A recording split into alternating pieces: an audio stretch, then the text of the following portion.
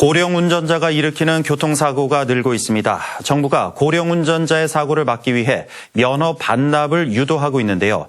하지만 면허 반납 실적은 미미해 제도를 개선해야 한다는 주장이 나옵니다. 변예주 기자가 보도합니다.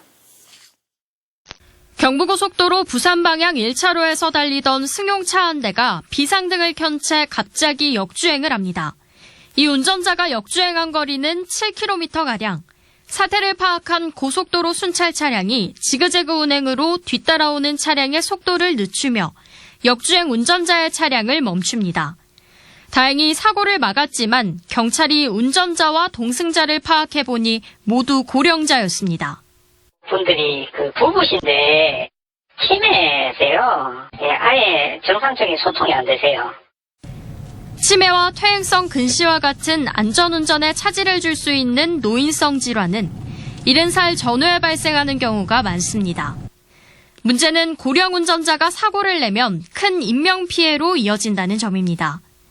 실제로 지난해 한 대기업 보험사 연구팀이 교통사고 때 심각한 인명피해를 낼 위험도를 수치화했는데 70살 이상부터 위험도가 급격히 증가하는 걸로 나타났습니다.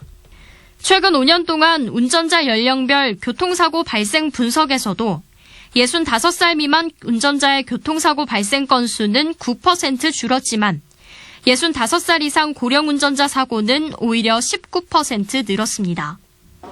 고령 운전자 교통사고를 줄이기 위해 면허 반납을 독려하고 있지만 잘 따르지 않습니다. 지난해 대구에서 지원금을 받고 운전면허를 반납한 고령 운전자는 7,100여 명. 전체 고령 운전자의 3%에 지나지 않습니다. 내 농사를 짓는 사람입니다. 매일 농산물을 가지고 봉판야 가야 되는데 암만 농사 지도 안 가져가면 안 되잖아요. 그래서 운전을 해야 돼. 내가 필요한데 이걸 막으려 하니까 참 막 기분 안 좋더라고. 슬퍼지더라고. 경찰은 고령 운전자 이동권을 고려하는 보완책으로 조건부 면허제도 도입을 검토하고 있습니다. 지난해 연구용역 보고서에는 고령 운전자 안전교육 기준을 70살로 확대하고 운전 능력을 따져 야간 운전이나 고속도로 운전을 제한해야 한다고 조언했습니다.